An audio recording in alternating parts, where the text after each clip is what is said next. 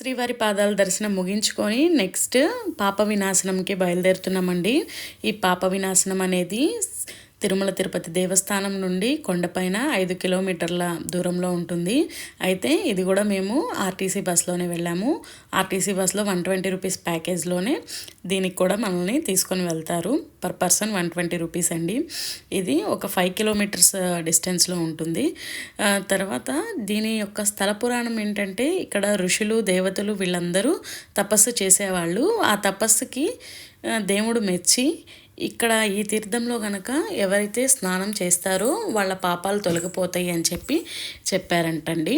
అది ఒక స్థల పురాణం. అయితే ఈ నదిలో ఈ కొండల మధ్య నుంచి వచ్చే స్వచ్ఛమైన నీటిలో గనక మనం స్నానం చేస్తే మన పాపాలు తొలగిపోతాయని కూడా పూర్వం నుంచి ఒక కథగా ఉందండి. ఇలాంటి పవిత్రమైన ప్రదేశంలో మనం స్నానం ఆచరించి మనకేమన్నా దోషాలు ఉన్నటువంటి మనం చేసినటువంటి తప్పిదాలను మనం తొలగించుకోవచ్చు. ఈ విధంగా ఈ పాప వినాశనం అనేది ప్రసిద్ధి చెందిందండి. దానికి మనం టెంపుల్కి వెళ్ళే దారిలో షాపింగ్ అనేది కూడా ఉంటుంది. ఈ షాపింగ్లో కూడా మనకి ఇవి చాలా రకాలు ఇప్పుడు వచ్చేవి రకరకాల కుంకుమలు బొట్లు అవి ఇవి అన్నీ ఉన్నాయండి. మనకి ఇప్పుడు ఈ మధ్య రీసెంట్గా ట్రెండ్ అవుతున్న పైరైట్స్ అని మన ఏనుగు ఎంట్రికలు అని చెప్పి ఎలిఫెంట్ హెయిర్ ఉంటుంది కదా, వాటితో చేసిన వస్తువులని బొమ్మలని పూసలని. అయితే ఇక్కడ ప్రత్యేకంగా ఏంటంటే పూసలు అవి చాలా బాగున్నాయండి. దిష్టికాయలు దిష్టికి సంబంధించినటువంటివి అన్ని షాపింగ్ ఏరియా చాలా అంటే చాలా బాగుంది. ఒకసారి మీరు ఈ తీర్థాన్ని అయితే దర్శించుకోండి.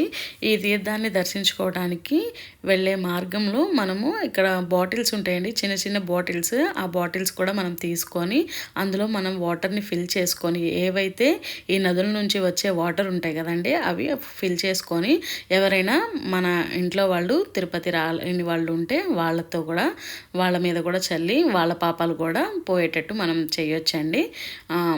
అయితే ఇక్కడ స్నానం ఆచరించవచ్చో లేదో తెలియదు కానీ చాలామంది ఇక్కడ వచ్చే వాటర్ని మీద చల్లుకొని ఎవరైతే వెళ్తారో వాళ్ళ పైన చల్లుకొని ఇక్కడ ఒక అమ్మవారి గుడి ఉంటుందండి. ఆ అమ్మవారి గుడిని దర్శించుకొని బయటికి వస్తున్నారు. అయితే ఈ నదుల్లో నుంచి వచ్చే నీరు కాబట్టి, నదులు కాదు కొండపై నుంచి వచ్చే నీళ్లు కాబట్టి ఈ నీరు అనేది చాలా పవిత్రంగా ఒక పవిత్రమైన నదిగా భావిస్తున్నారండి. ఇక్కడ ఈ ప్రదేశంలో కోతులు అన్నీ కూడా ఉన్నాయండి. ఇది న్యాచురల్గా వచ్చిన ప్రదేశం కాబట్టి ఈ విధంగా కోతులు ఇవన్నీ కూడా ఉన్నాయి. వ్యూ అయితే చాలా బాగుందండి పైనుండి.